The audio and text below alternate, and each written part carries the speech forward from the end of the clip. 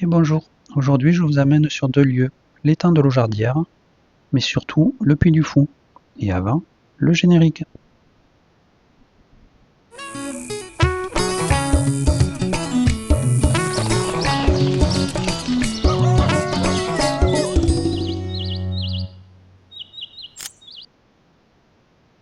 Voilà, au niveau de cet étang, il se situe juste à côté du village des Épaisses. Donc au départ j'étais parti pour visiter ce village, et quand j'ai vu cet étang, je me suis arrêté et j'ai passé un bon moment sur l'étang.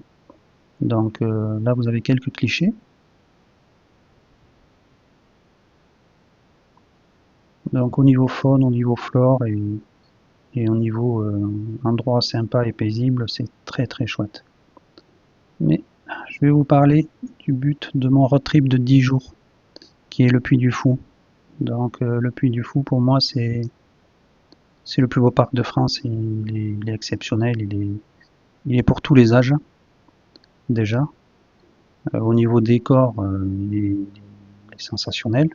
Il n'y a rien qui dénote, que ce soit les toilettes, tout est gardé vraiment, tout est propre, tout est nickel.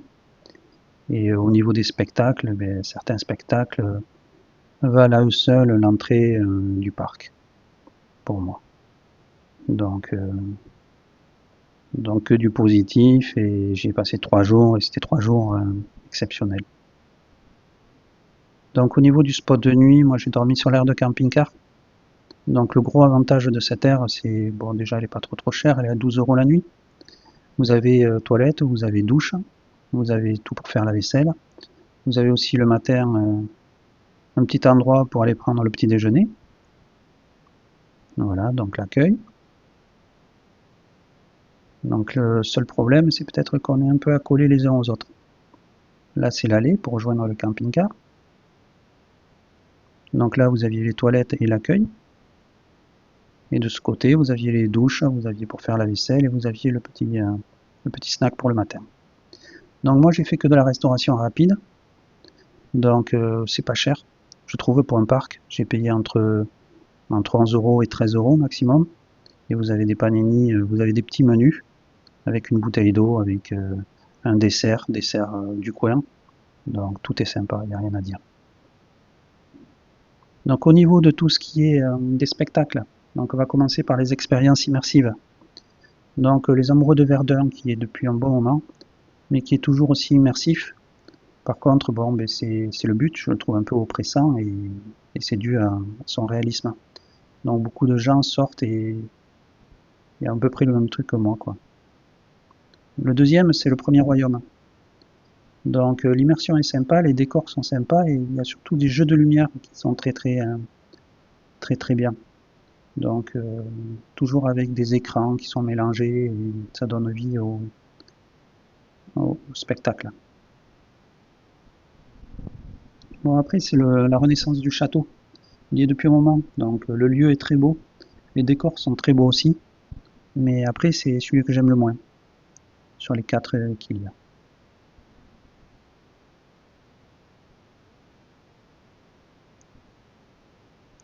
Donc après celui que je préfère, voilà, c'est le mystère de la Pérouse.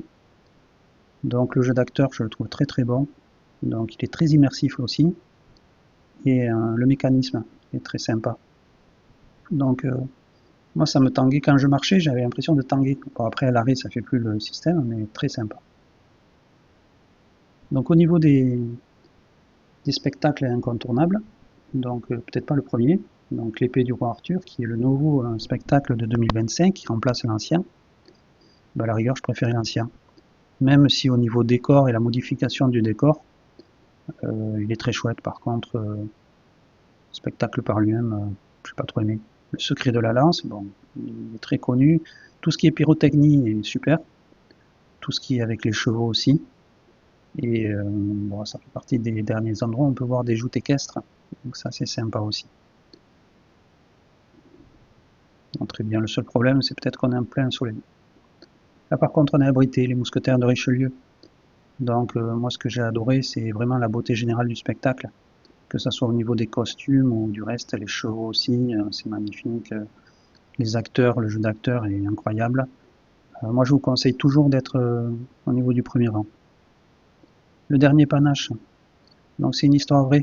Donc le mécanisme au niveau de là où vous êtes, et c'est vous qui tournez en fait. Et c'est un spectacle à 360 degrés, c'est incroyable. Et c'est aussi le nombre d'acteurs qui est vraiment chouette. Donc un très très bon spectacle. Bon, les Vikings, là on est plutôt dans les cascades. Les animaux et les effets, donc vous avez des attaques d'aigle, vous avez des attaques, voilà, c'est des attaques de chiens, c'est vraiment pour les cascades. Mais vraiment très chouette aussi.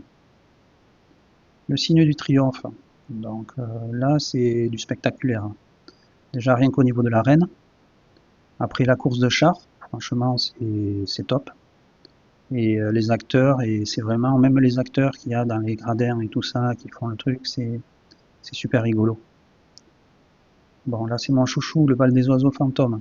Donc moi j'adore les oiseaux, donc le nombre d'oiseaux, la continuité du spectacle, c'est vraiment un spectacle, c'est pas quelque chose, et la proximité des oiseaux, on se retrouve juste à côté, on peut se retrouver à 1 mètre d'un vautour, c'est génial. Le Mimime et l'étoile, donc bon, comme je vous disais au début, il est top, quoi. C'est les décors, les acteurs, l'histoire, il n'y a rien à jeter, il est exceptionnel, rien que, comme je vous disais, rien qu'à lui tout seul, il vaut le détour. Il est très très beau. Voilà, là vous avez quelques clichés.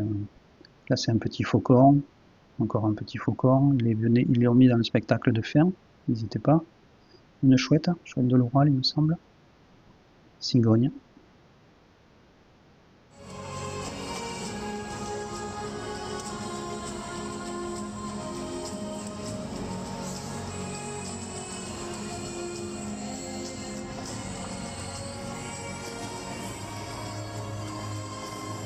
Très beau.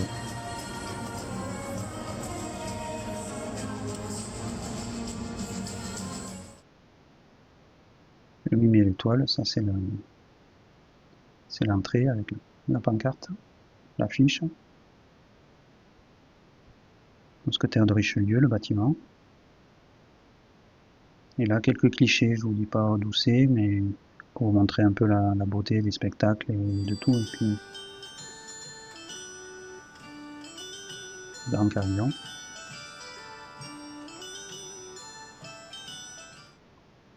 Et là, c'est juste pour vous montrer que la beauté, elle est partout, elle n'est pas que dans les spectacles. C'est-à-dire que le lieu par lui-même est vraiment exceptionnel.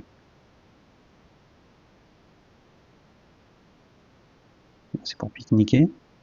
Vous avez plein d'endroits comme ça. Là, pareil, les aires de jeu pour les enfants.